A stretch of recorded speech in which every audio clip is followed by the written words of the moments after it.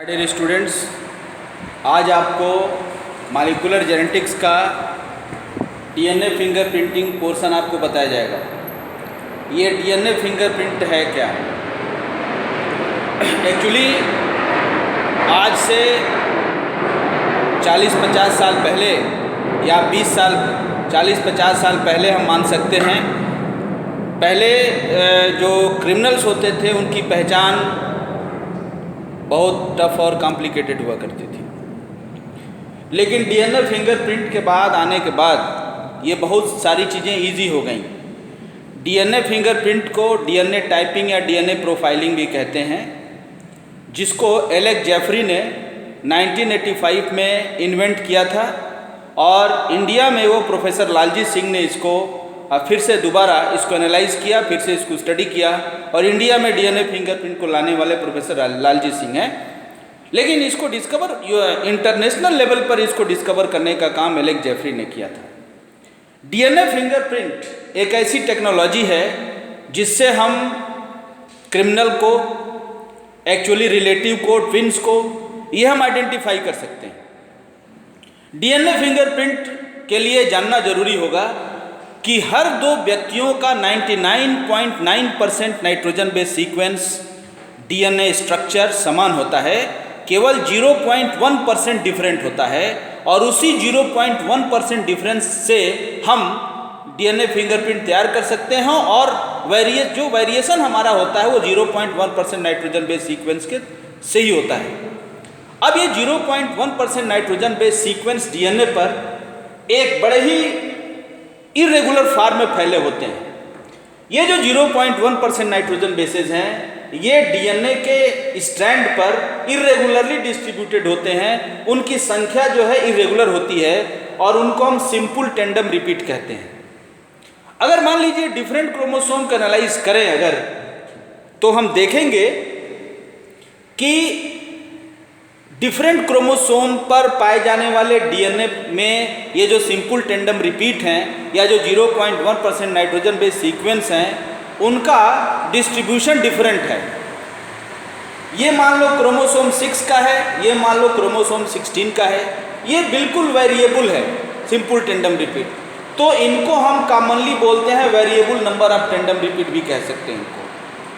ये जो simple tandem repeat है, इनको हम मिनी सैटेलाइट के नाम से भी जानते हैं। और ये जो variation in simple tandem repeat है, यही डीएनए पॉलीमॉर्फिज्म भी कहलाता है। रिटन असाइनमेंट में आपको दिया गया, आप उसे समझ सकते हैं। अब हम डीएनए फिंगरप्रिंट तैयार कैसे करेंगे? डीएनए फिंगरप्रिंट को तैयार करने के लिए सबसे जरूरी है आइसोलेशन ऑफ डीएनए। इस आइसोलेशन ऑफ डीएनए कैसे करेंगे?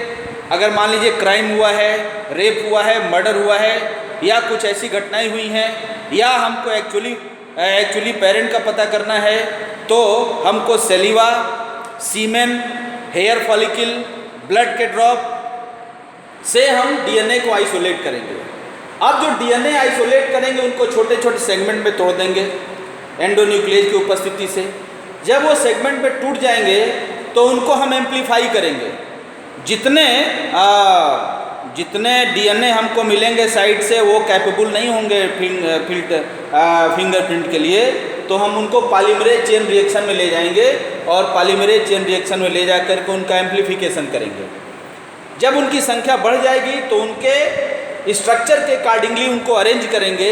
वो प्रोसेस है जेल इलेक्ट्रोफोरेसिस। जेल इलेक्ट्रोफोरेसिस में ले जाने के बाद जब स्ट्रक्चर के अकॉर्डिंगली वो अरेंज हो जाएंगे तो उनके दोनों स्ट्रैंड को सेपरेट करके उनको सिंगल स्ट्रैंड फॉर्म में चेंज करेंगे और उनको नाइट्रोसेलुलोज शीट पर उनको अरेंज करेंगे। नाइट्रोसेलुलोज शीट पर सिंगल स्ट्रैंडेड डीएनए अरेंज हो गए। अब क्या है, सिंगल स्ट्रैंडेड डीएनए के जो नाइट्रोजन बेसेस हैं, उनके कॉम्प्लीमेंट्री नाइट्रोजन बेस को एक अलग रेडियो एक्टिव मीडियम में तैयार किया गया। यहाँ लिखा है preparation of radio active prop. ये तैयार किया गया और तैयार करने के बाद उन रेडियो एक्टिव न्यूक्लियोटाइड को जो सिंगल स्टैंडर्ड डीएनए उनके एंटी पैरेलल अरेंज कर दिया गया और अरेंज करने के बाद उनकी ऑटो रेडियोग्राफी की गई, उनका एक्सरे प्लेट तैयार किया गया और जब एक्सरे प्लेट तैयार किया गया तो उस एक्सरे प्लेट में, जैसा कि मैं असाइनमेंट में डायग्राम में बताया भी हूँ, आप देख सकते हैं, उस एक्सरे प्लेट में डार्क स्पॉट्स दिखाई दिए। और वो डार्क स्पॉट्स किसके थे? जहाँ से हमने डीएनए प्राप्त किए हैं वहाँ के थे।